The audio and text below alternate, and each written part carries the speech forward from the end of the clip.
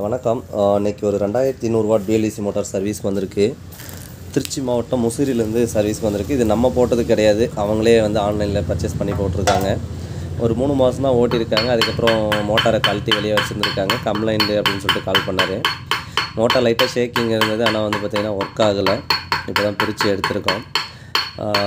இது வந்து பார்த்திங்கன்னா சாப்டோ இல்லை பேரிங் எதுவும் கம்ப்ளைண்ட் கிடையாது, தெளிவாக இருக்குது. மோட்டார் ரொட்டேட்டிங்கில் ஆகுது கையில் திருப்பும் போது.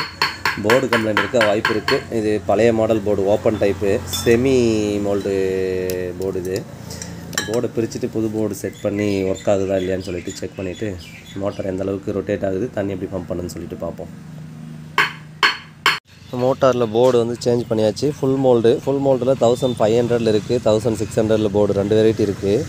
200 வோல்ட் போர்டு ஃபுல் மோல்டு தான் போட்டிருக்கோம். இது 6500 போர்டு தான் இருக்குது. 5500 ஸ்டாக் இல்லை நம்மக்கிட்ட. இப்போ மோட்டார் வந்து பார்த்திங்கன்னா ஆயில் எதுவுமே கிடையாது, சீல்டெல்லாம் கழட்டிருக்கு. சென்டர் ஷாஃப்ட் மட்டும் போட்டு டெஸ்டிங் ஓட்டுறோம். மோட்டார் நல்லாவே கிளாக் வைஸில் ப்ராப்பராக ரொட்டேட் ஆகுது. போர்டு தான் கம்ப்ளைண்ட்டு, மற்றபடிக்கு பேரிங் சீல்டு எதுவுமே எதுவும் கம்ப்ளைண்ட் கிடையாது, தெளிவாக இருக்குது மோட்டார்.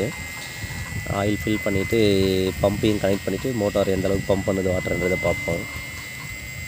பக்காவாக ஓடுது. மோட்டார் வந்து பார்த்திங்கன்னா போரில் தண்ணி இல்லை வேறு ரீசனுக்காக நீங்கள் கழட்டி வைக்கிறீங்க அப்படின்னா தண்ணிக்குள்ளே போட்டு வைங்க. நிறைய பேர் இந்த தப்பை தான் பண்ணுறாங்க.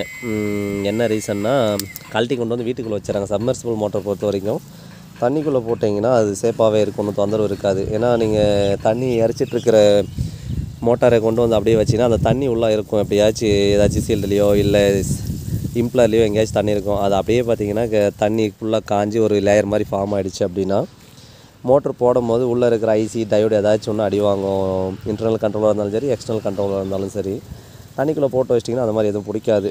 அந்த மாதிரி சேஃபாக வச்சுக்கோங்க. மோட்டார் போர்லேயோ கிணலையோ தண்ணி இல்லை அப்படின்னா தண்ணி எடுத்துகிட்டு வந்து திரும்ப ஏதாச்சும் ஒரு தொட்டியோ இல்லை ட்ரம்முக்குள்ளேயோ போட்டு வச்சிட்டிங்கன்னா மோட்டார் சேஃபாக இருக்கும். ஓரளவுக்கு இந்த புஷ் கம்ப்ளைண்ட் இதெல்லாம் வராமல் இருக்கும். ஓகே, ஃபிட் பண்ணிவிட்டு இது எப்படி தண்ணி பம்ப் பண்ணுன்னு சொல்லிட்டு பார்ப்போம். கஸ்டமர் வந்து என்ன சொன்னார்னா, தண்ணி வந்து மோட்டாரில் கம்மியாக வருது அப்படின்னு சொன்னார். 3 மாதம் தான் ஆகுதுன்னு.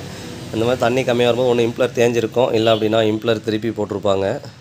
அது இம்ப்ளர் எல்லாமே கம்ப்ளீட்டாக பிரித்து பம்பை ஃபுல்லாக பிரித்து செக் பண்ணியாச்சு.